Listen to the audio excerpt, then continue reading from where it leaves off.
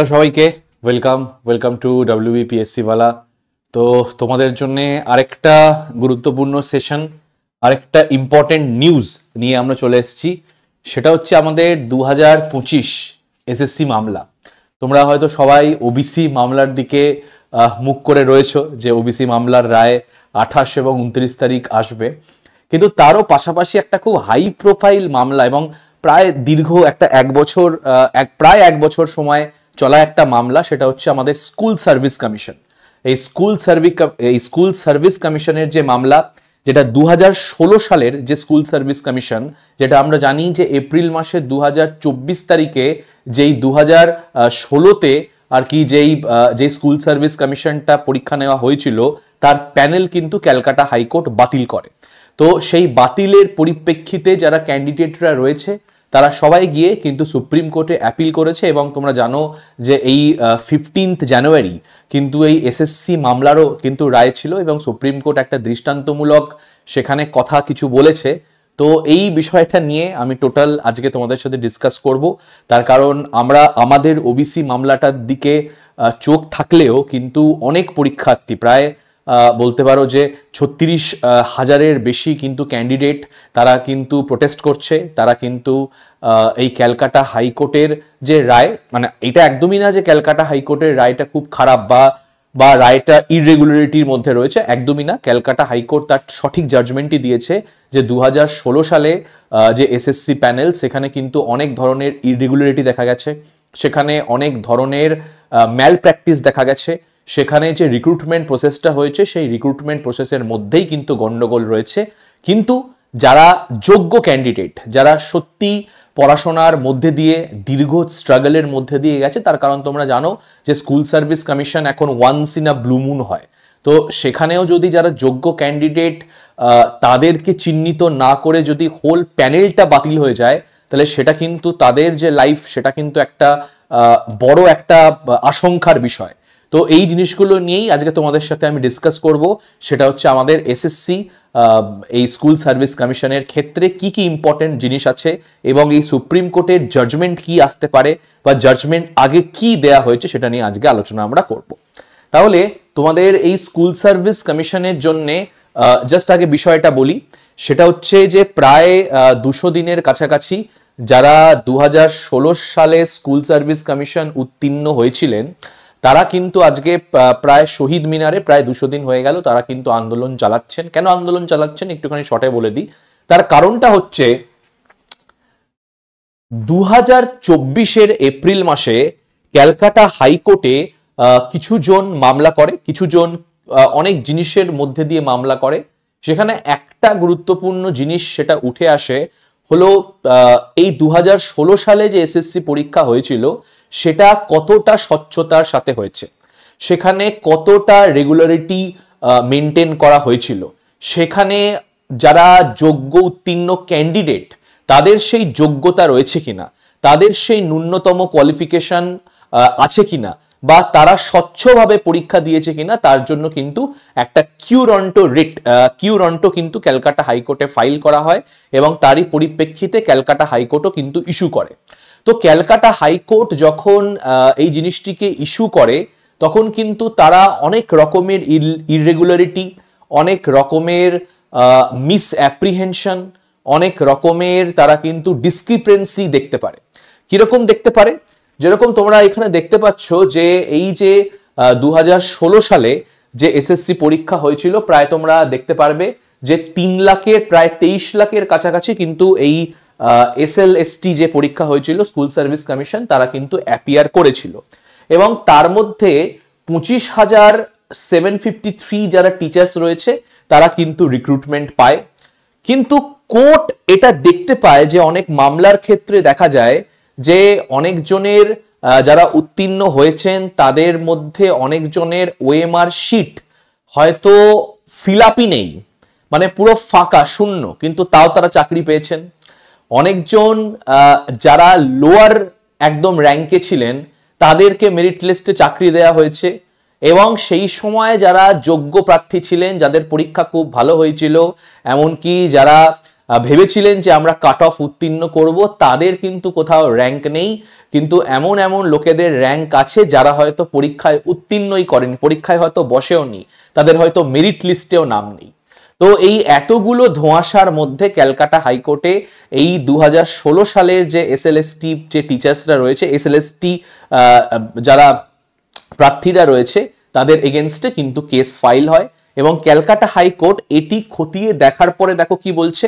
Calcutta high court এটি খতিয়ে দেখার পরে বলে যে এই যে 2016 সালের প্যানেলটা, এটা কিন্তু পুরোপুরি ক্যান্সেল করতে হবে। তার কারণ এখানে দেখা যাচ্ছে যে রিক্রুটমেন্টগুলো হয়েছে বা যে অ্যাপয়েন্টমেন্টগুলো সেই সময় দেয়া হচ্ছে, সেইখানে কিন্তু অনেক রকমের কারচুপি করা রয়েছে, অনেক ধরনের সেখানে করাপশন অ্যাক্টিভিটি রয়েছে, সেখানে হয়তো এমন ব্যাকডোর পন্থা নেওয়া হয়েছে যেটা হয়তো সঠিক লোককে সঠিক অ্যাপয়েন্টমেন্ট দিচ্ছে না।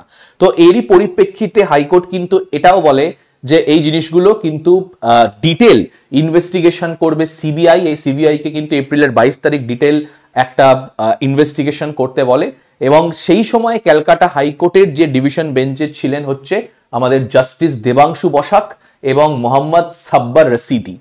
তো তারা যখন এই ইনভেস্টিগেশনটা শুরু করে বা সিবিআইও তাদের চার্জশিট যখন শুরু করে, তোমরা সবাই জানো যে আমাদের এডুকেশন যিনি মিনিস্টার ছিলেন প্রাক্তন পার্থ চ্যাটার্জি, তো তাকেও কিন্তু সিবিআই অ্যারেস্ট করে এবং আরো অনেক কিছু তথ্য ফাঁস হয় এবং তথ্য ফাঁস হওয়ার পরে দেখা যায় যে এই এসএসসি যে পরীক্ষাটা কন্ডাক্ট করিয়েছিল তাদের যে র্যাঙ্কিং লিস্ট এবং একটা সংস্থাকে এই ওএমআর টেস্ট করার একটা দায়িত্ব দেওয়া হয়েছিল, তাদের যে র্যাঙ্কিং লিস্ট তাতে কিন্তু অসঙ্গতি আছে।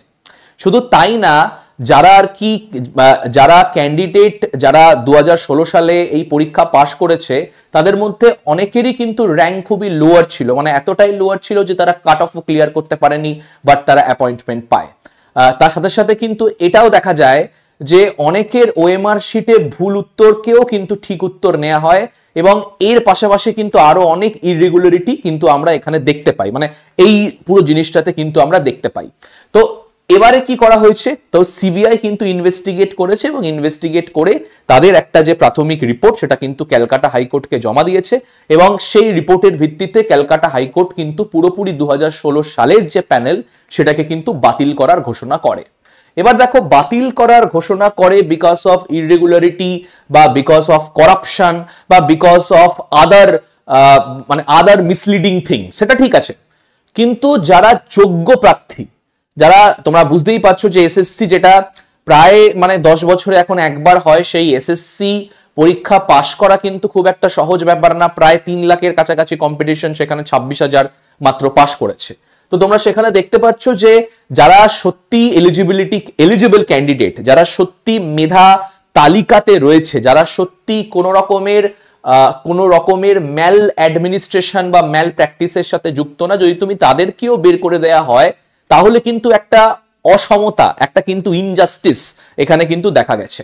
তো দেখতে পাচ্ছ যে যারা যোগ্য ক্যান্ডিডেট, যারা 2016 সালে চাকরি পেয়েছিলেন, তারাও কিন্তু এই শহীদ মিনারে প্রোটেস্ট করছেন। প্রায় 4000 ক্যান্ডিডেটরা প্রায় 200 দিনের কাছাকাছি কিন্তু প্রোটেস্ট করছে এবং তারা এই কেসটাকে কিন্তু সুপ্রিম কোর্টে নিয়ে যায়।